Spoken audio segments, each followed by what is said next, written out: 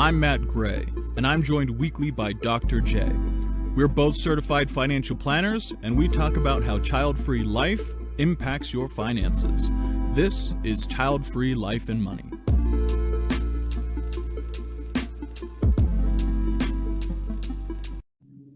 Matt Gray here with Dr. J, episode 5 of Child-Free Life and Money. And today we're going to be covering single, double, or I guess couple, better said, and group child-free people, and the dynamics within those specific relationship types, and also how that would impact finances. And, Dr. J, you're in a couple, married couple. I'm a single person, and then can kind of talk into our experiences there, but we'll kind of start off and talk a little bit about your background there, my background, and go into how that affects things. But yeah, feel free to share your experience and how it has been child-free within a couple.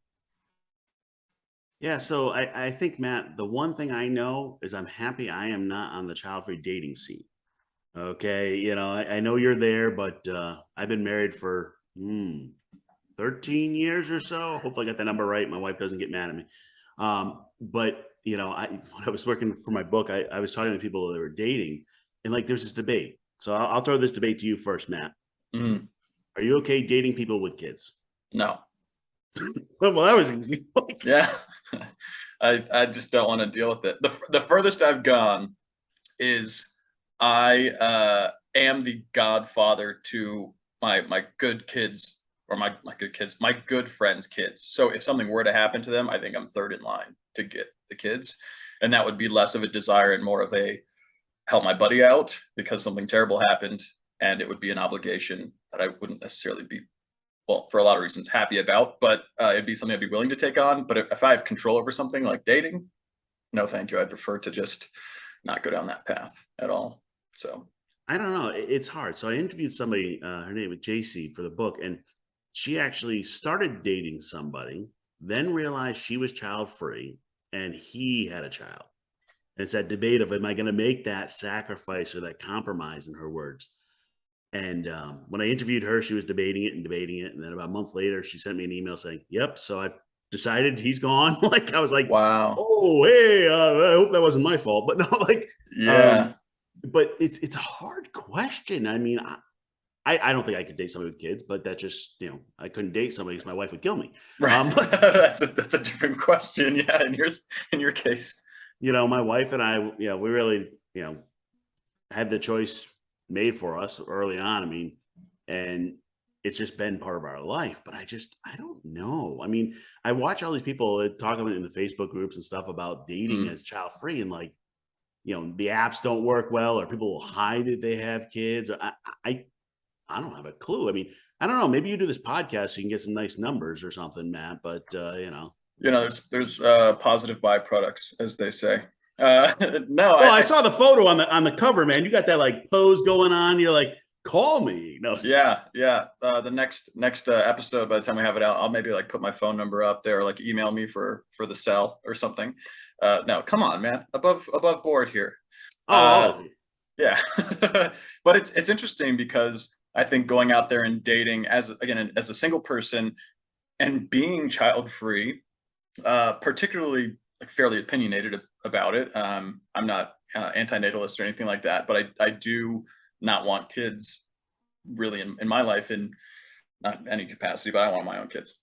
And so when I go out and like go on a date and someone's like, oh yeah, you kind of get to that point where you chat a bit about the families, what they want.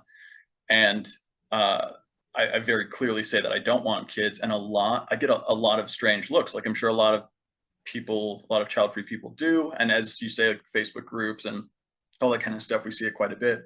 But I generally think it's women who get the strange looks and guys don't as much. But then also it's really interesting to be within the child-free community and see all these women and like these idiot guys, like what don't they get? They're just, they're trying to just pretend that it's not a big deal. And then I think men can also get a similar reaction from women.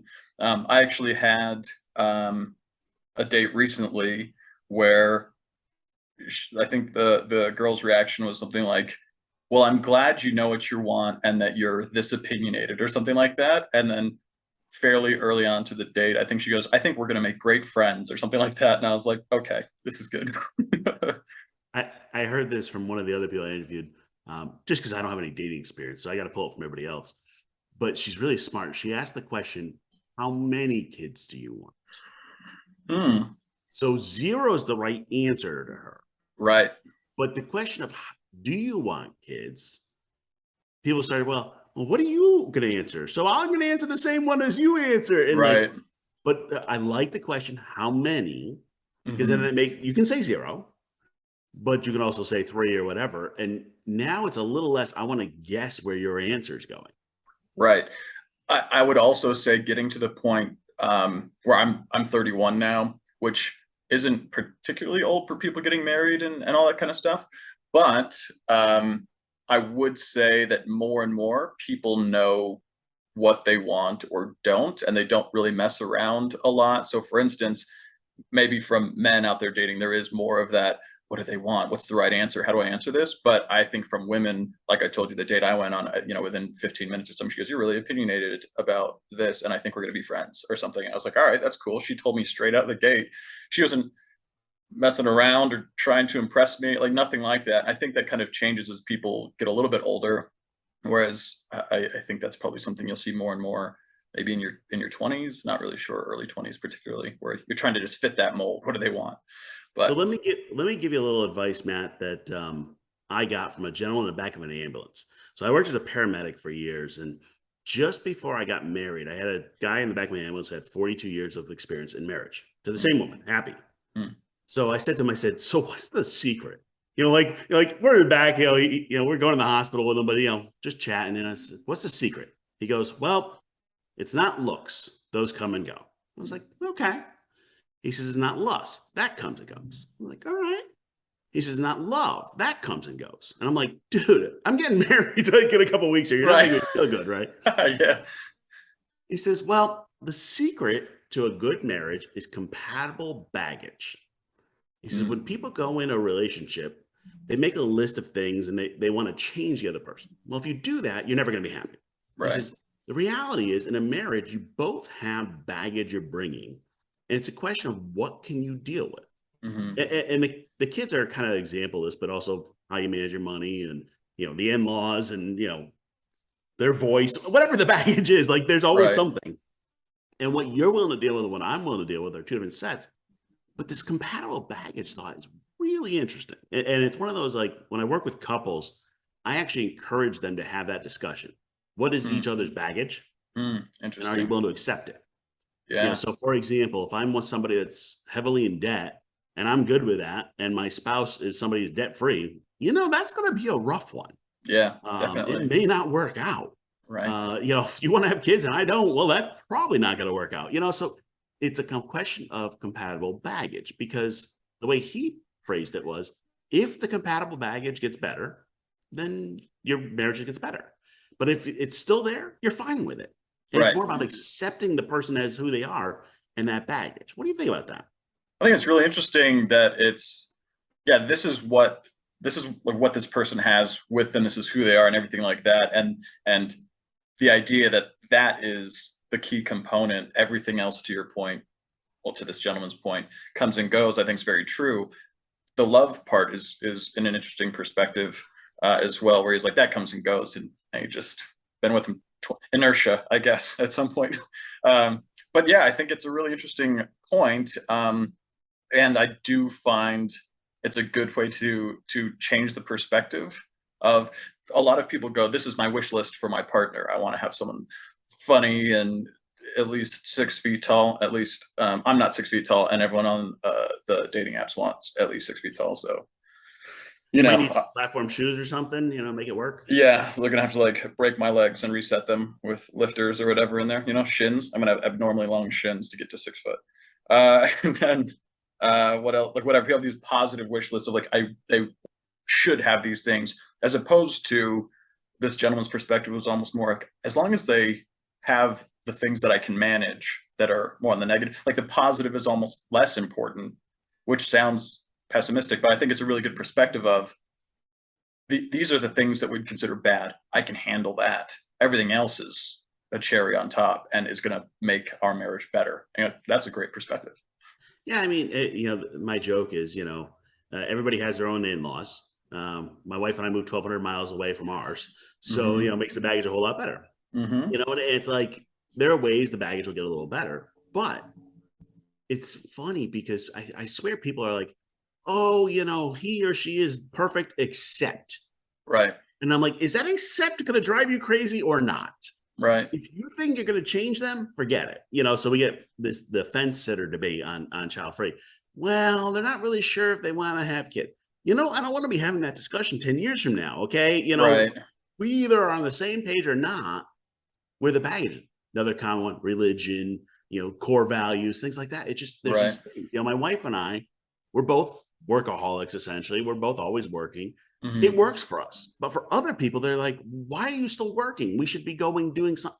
It just wouldn't work. So Right. I don't know. It's one of those, your date was a great example. She's like, yeah, he's got baggage I don't want. Correct. Yeah, exactly right. Yeah, really. And I mean, admittedly, it's one of those things where it was a great date, by the way. I think we both had a lot of fun, but it was very much like we have a couple glasses of wine, then we're like, all right, we're both out, you know? And so you kind of look at it from that perspective of like, oh man, that was a really fun date. But also you look, I mean, just 12 months into the future or something, and you're like, oh yeah, I mean, that wouldn't have been good for either of us. That wouldn't have been good in any way. So I think, yeah, it's good to identify that early as well.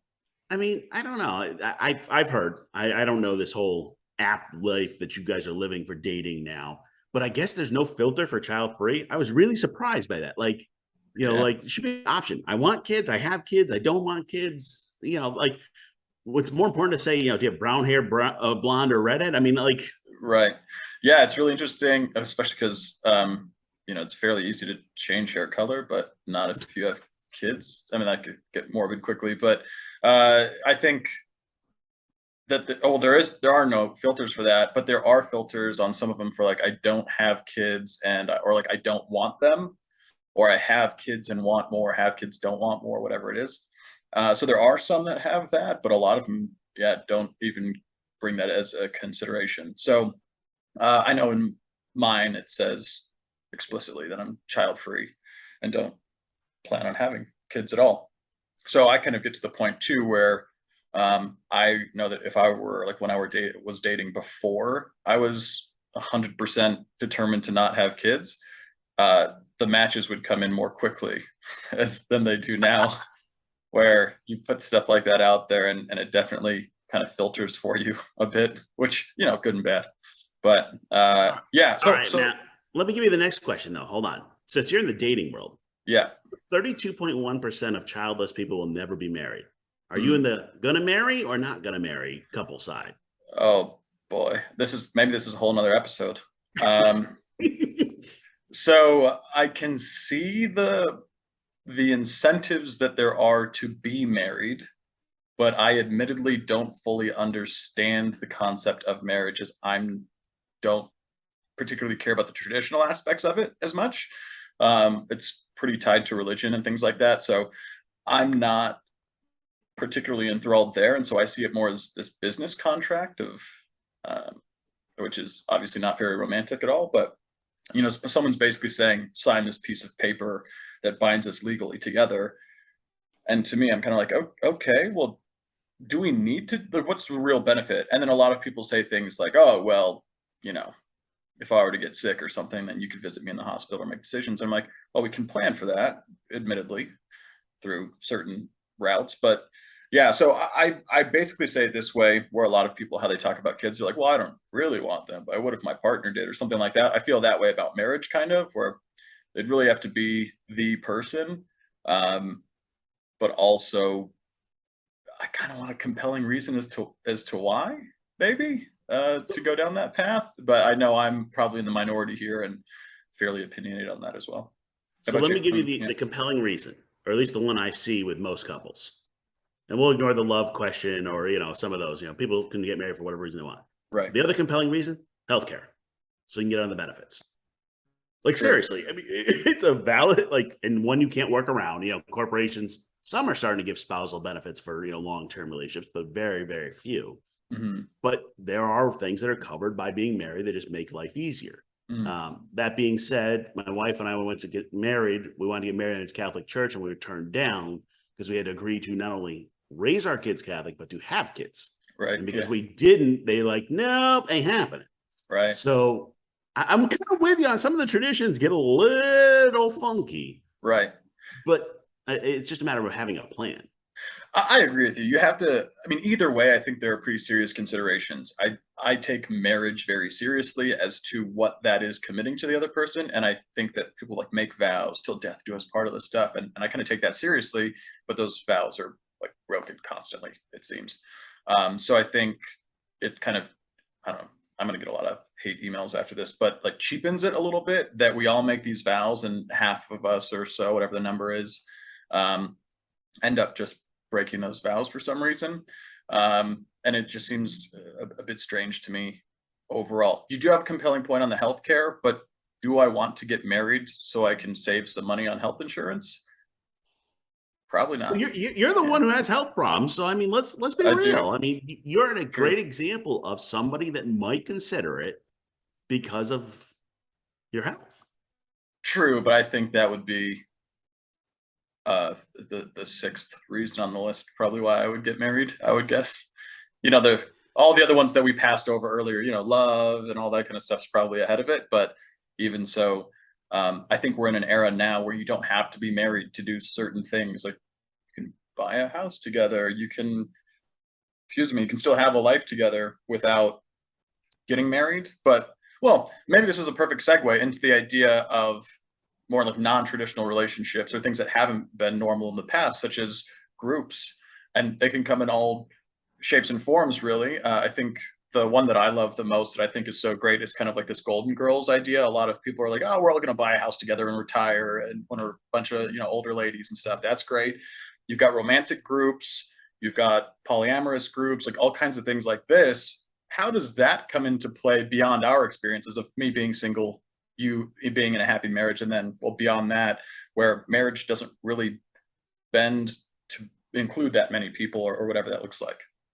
Yeah, by the way, Matt, I'm saving this recording for when you do get married so we can play it at your wedding. We're gonna have some fun with this one. That's But fine. Yeah. yeah, it's gonna be one of those toasts, the ones where they roast the. Yeah. But Where but when it Where comes, Matt said he didn't ever want to get married. Cheers to fill in the blank. Jessica.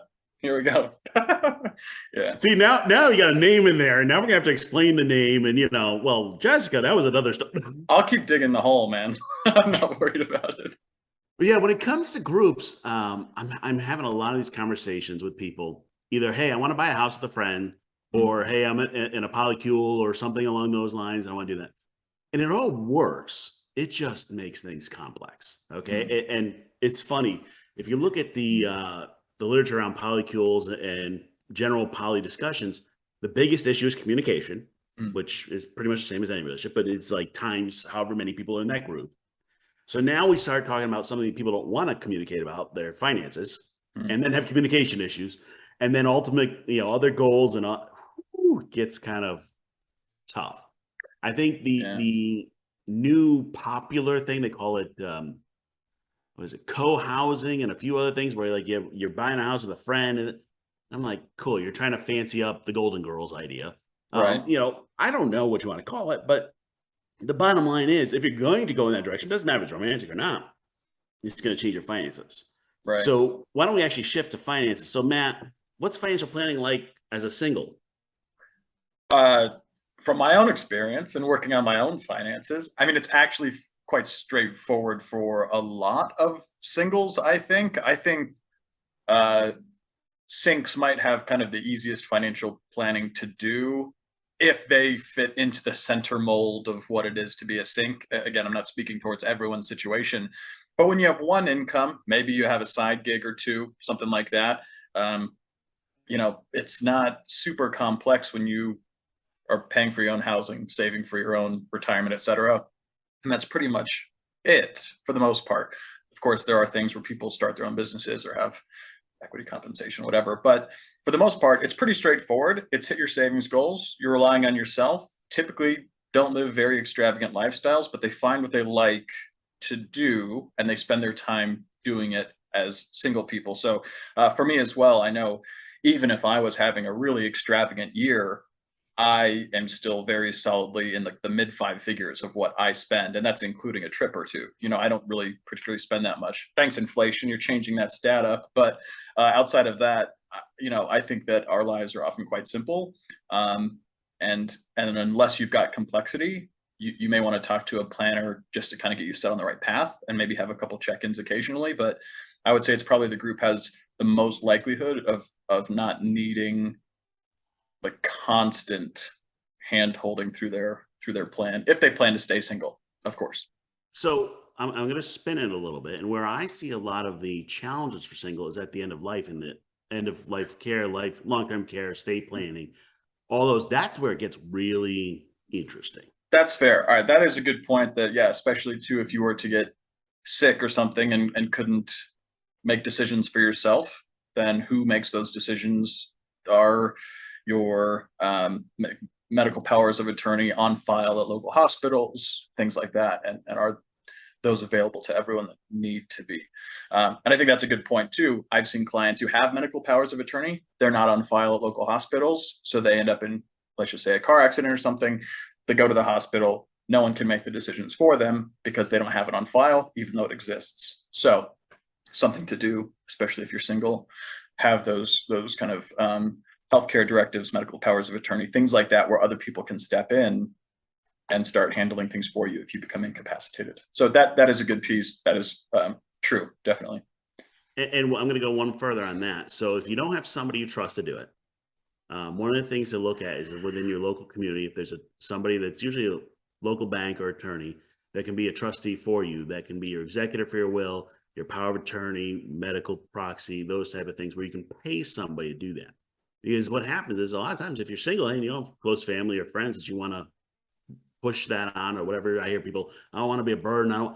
Well, then we'll just pay somebody, Mhm. and I hate to say it to be that brash, but just pay somebody. They follow your wishes.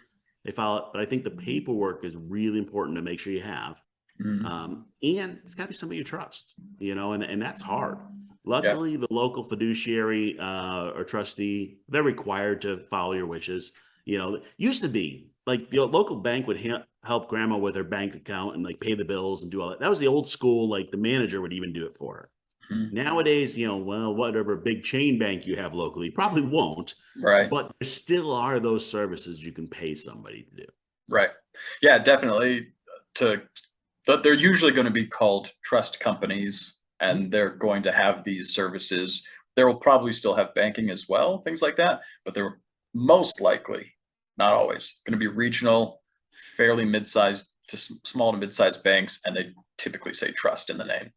Um, Again, those are rules of thumb.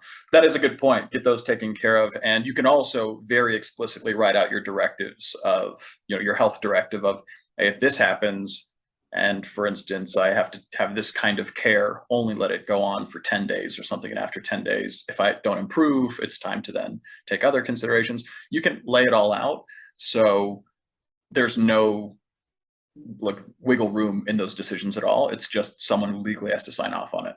And that's the best way to go about it. Absolutely. All right, then for couples, in your experience, which I think we both deal with quite a bit, but seeing as you're in the couple here, what do you think planning, like how does that evolve from being single into a couple, and what does that look like? Yeah, so I worry less about what couple structure you have. Let's say, is it married or not? Married, by the way, makes a lot of like paperwork easier. Keep in mind, Agreed. once you're married, your taxes, you're yoked to the other person, and there's a bunch of things that mix in there. But when it looks at couple financial planning, my question is, are we working on one, two, or three financial plans? So one financial plan says we are doing it together, which, by the way, I care less about which accounts it's out of. People are like, well, we haven't mixed our account. Well, are we all working on the same plan or not? Like, which bank you use doesn't make a difference. It's a question of your goals. So that's the one plan. Then we have the two plan, which is essentially roommates. You do your Mhm. thing, I do my thing, and that's it. Right. And by the way, that's okay. It sounds a little harsh to say it's roommates, but that's the finances behind it. Right. Then we have the harder one, which is the hybrid, where we have yours, mine, and ours. So I have my plan, you have your plan, and then we have the joint plan. The joint plan is usually like the house and things like that. When you get to yours, mine, and ours, now we start kind of competing goals. So one of the things to think about, if we're all in the same goals, then if me and my wife, like we embrace the gardener and the rose, we take turns between who's doing what, lead and money and all that, it works fine. If we're on individual plans, we're on our own. Like Mhm. you got a bad time, oh, sucks to be you. Like, and then when it comes to the joint, we get in this discussion of, well, I make more than they do, and this and the other, and we can do some fun things, like we can split based on percentages and all that. But the bigger question is, what are your financial goals? So Right. are you on your own? You do it together or it's kind of that mix. Does that make sense, Matt? Yeah, it does. And actually, it's funny that you say that the last one, the hybrid one of the yours, mine, and ours, is the one that can kind of be the most interesting or more complex kind of. It's also my preferred way to see it, at least for my own situation. If I were ever in a couple, then I would probably prefer to go that route. Whereas, like, I see the benefit of that route of going that way, where each of you has control over your own portion of money. So, for instance, if one of the partners is a bit more of a shopper and the other one doesn't want to spend money that way, well, great, you can spend your own money getting a new outfit every weekend or whatever you want to do. Whereas the other person can decide not to do that. But then you share a lot of your common expenses for the household, things like that. And you do have this kind of life that you're building together in the middle of that. Maybe you each put a certain amount into an investment account, you each put a certain amount into like a household expenses account. And then to your point, you can do it in percentages or whatever else. So maybe one of you is a doctor, the other one is, I don't know, a school teacher or something. So you kind of have these disparate incomes.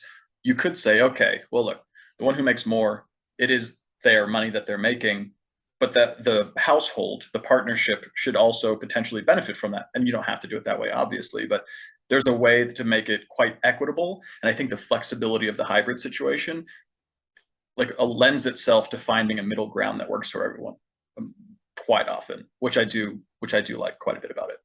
So let me spin that because we go, hey, we all want our own things, and cool. For the couples that are on, we're on the same plan together, we're on the same goal. Mhm.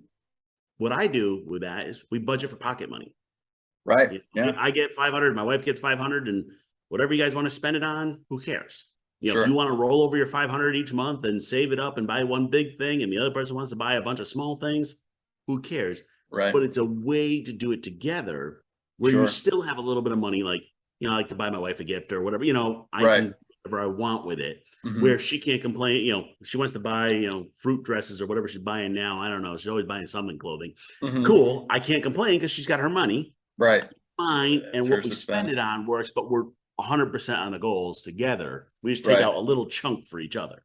I do like that as well, where I guess I've always kind of like had this awkwardness around the idea of an allowance. But if you're both getting a similar allowance, I grew up in a very like fairly traditional household. And I think that like my dad was the breadwinner, and I just would have thought it was weird if my dad's like, all right, here's your allowance, like my wife, I'd be like, ooh, that doesn't sound right. And if you do it that way, or have like one primary breadwinner.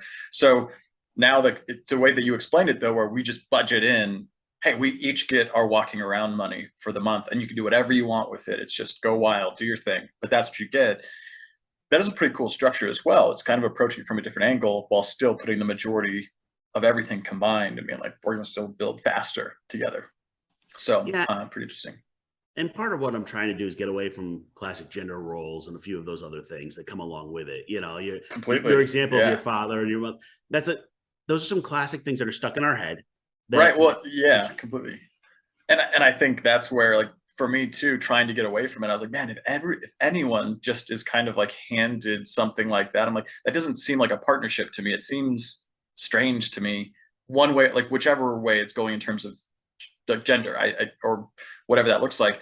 I'm not trying to create like the traditional gender role, but I just think that in general, it's almost like this thing of one is heavily dependent upon the other if there's that. But when you both are, in your case, both have a great income, both doing your thing, that's awesome as well. Everyone has their own spending money, building a life together, equitable, all of that stuff is great. And I think any plan that you can find that works for everyone involved, regardless of what it is, that's the plan that you should pursue, whatever you think is the best for everyone. So yeah, I think it's another good option to go with. But there's no one size fits all answer as it comes to household or couple or groups in terms of the way that you manage it. So And I think my challenge for dual income couples is if one of you is unhappy in your career, stop. Like, right, just like, yeah, you can live off the other person for a little bit of time and find something else you enjoy. correct, And I think the challenge there is, hey, if my job, I'm making a lot of money, but I hate it, well, then quit it and do something you enjoy. right, And that's where I have a lot of these discussions with people of going, what life do you want? Because you're just saving money for no reason. And a couple, you can right. do that a little bit easier. Take a Mm, sabbatical, take 6 months, find yourself, do that. So let's adjust to groups. And by the way, we're nowhere going to do justice to groups, but right. um, I want to talk about a couple things with groups. So remember I said with the couples, you got the single, double, triple plan. Well, then we Hmm. get to groups, we get to like 4, 5, 50. Like it becomes a factorial thing of number of plans. And Right. I have no clue how you do a true hybrid plan where like we all have our own plus a couple combos, plus a combos. Like the communication issues around that just blows my mind. Right. And some couples, groups can do that, but I don't know. I mean, it's almost like we all have to either be on the same plan or we all have to be on our own individual plan. Hmm. But that mixed plan just gets tough. What do you think, Matt? Yeah, I can imagine it can get complex fairly quickly. I mean, it's a factorial equation, right? So you add one more partner into a group, and all of a sudden you've just made it, exponentially more complicated. So I think you're definitely right. I think there are ways that it probably can be more efficient, but in some sense, I kind of feel like it's planning for an organization of some kind of, okay, well, how's the whole group moving together? Maybe to your point of how do we do this as one big plan, and then maybe sub plans underneath for each individual potentially, especially if there is kind of what we were talking about before in the hybrid plan of yours, mine, and ours. Well, maybe there is an individual and a group, and the group has some kind of shared financial structure and partnerships within the group, or however that looks, may have their own. I mean, I'm not sure that there's. I think each one kind of has to be taken on its own because of the complexity involved with each one. I mean, you and I've seen plenty of complications from one couple to the next that are completely different. So imagine layering those on top of each other within a larger group. And you might be right that I just have to take a look at it and see what the best way to approach it is. So you hit on it. I think the best way to approach it is to create an LLC for whatever the group goal together is. Mm, Buying a house, or if you're doing the Golden Girls, you essentially create a little business that's an LLC in most states, and is the easiest way to do that. And the LLC owns the house, and we can share it. We can do different things, but then we all have our own individual. Otherwise, it's kind of hmm. like if Matt and I were a business together. We wouldn't combine our personal finances, so Correct. that Right. works. I think the other thing to keep in mind, so for anyone working with financial planners out there, most of the financial planning software can't do this. Okay, Correct. it either says you're single or you're married, Hmm. and it kind of gets a weird world there. So it takes a little more work when you're working with a financial planner to kind of work that through. But the communication is the kind of the hardest part of, are we all on the same page or whatever? And Right. it's kind of funny when I look at a group, I go, well, are you all my customers together or are you individually my customers? It becomes one of those debates because the question is, are all your goals aligned or not?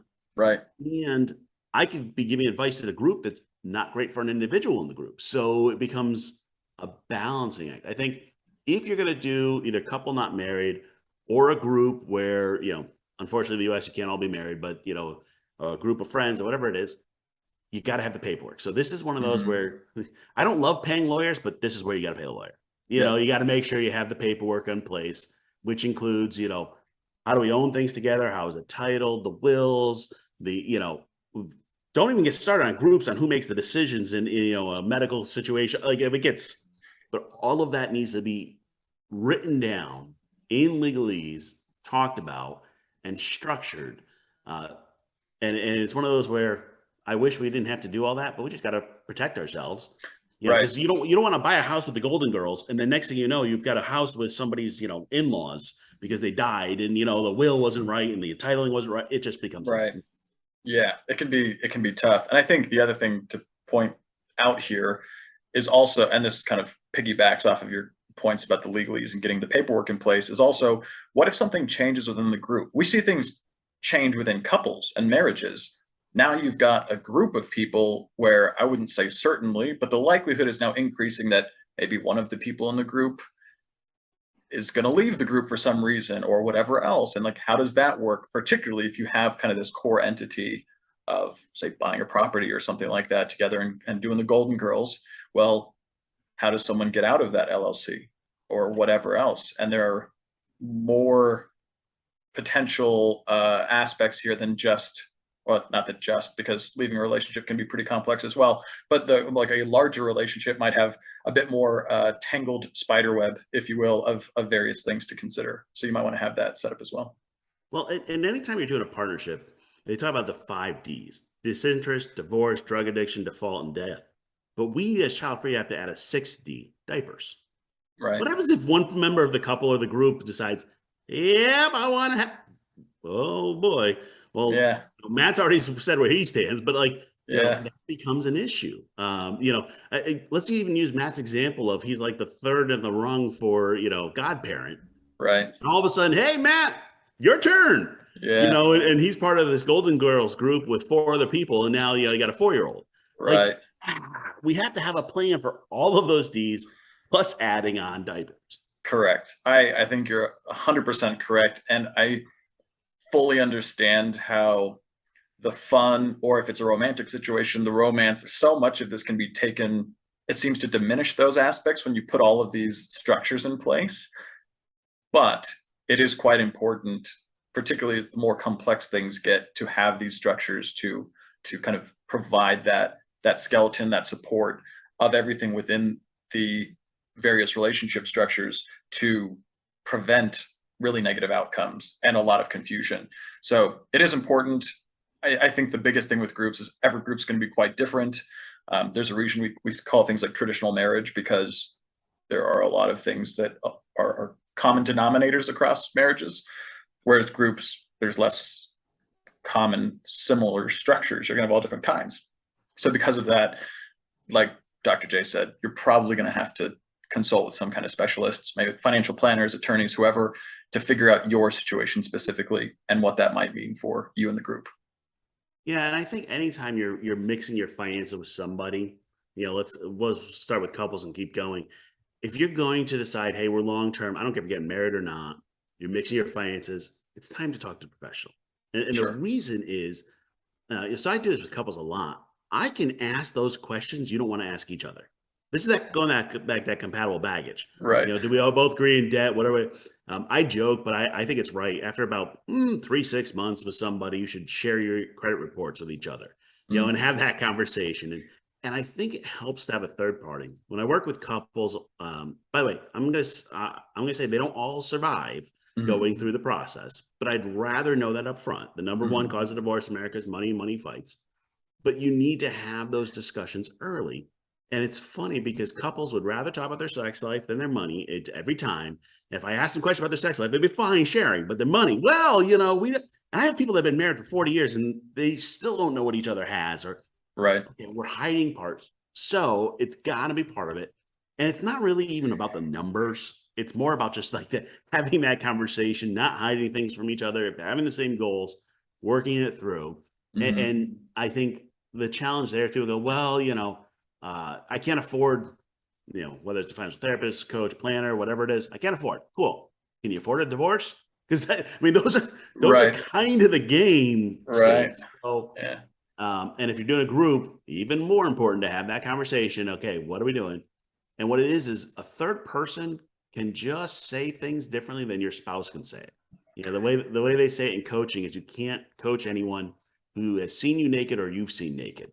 So you Mm. really can't teach your spouse anything. Like, and it's true. I mean, I can't teach my wife. I can't teach my parents. It just it's really hard. But you need to have somebody that can weigh in and just kind of help you out a little. Yeah, there have been multiple times in my career where I've told a client, I said, make me the scapegoat. Yep. I'll be the one who can be the outlet for any frustration or disappointment, whatever. When it comes to this, I'll be the third party who enacted a rule or whatever it is, who put the advice out there because I know it's good for the couple or the relationship, the group, whatever. And I can be the bad guy. I'm happy to be the bad guy. And I think, to your point, you can pose the tough questions. You can have people get upset with you, and a lot of the times it's better than a partner posing that question to their partner. So I think it's a good point, and I think we could probably go on this topic for longer and longer. But I'd say let's throw out, just to everyone listening, if you're in what you might think is kind of something that we didn't cover today, whether you're single, in a couple, or in a group, and you'd like to maybe mention or write into us about what makes your group unique, your couple unique, whatever that is, let us know. childfreepodcast@gmail.com. We'd love to potentially have you on, or at least highlight your situation and how, what we spoke about today didn't really cover that, and always looking to get different perspectives on the podcast here. But I think from my end, that's all I've got for today. Dr. J, anything else? Final thoughts from you? Hey, what we've learned is we can blame Matt or Dr. J for everything. Correct. And I'm okay. You don't even have to work with me. You just say, Dr. J says it's his fault, or Matt says it's his fault. And we're happy to get blamed and be the curse word around your family. Matt is a 4-letter word, by the way. So it is. Yeah. All right. Thanks for listening, everyone. We'll be back next week. Child-Free Life and Money is an educational and entertainment podcast only. For further disclosure, look at our websites at www.anthrophywealth.com or www.childfreewealth.com. Either way, consult with your financial planner to see if anything we discuss pertains to you. Thanks for listening.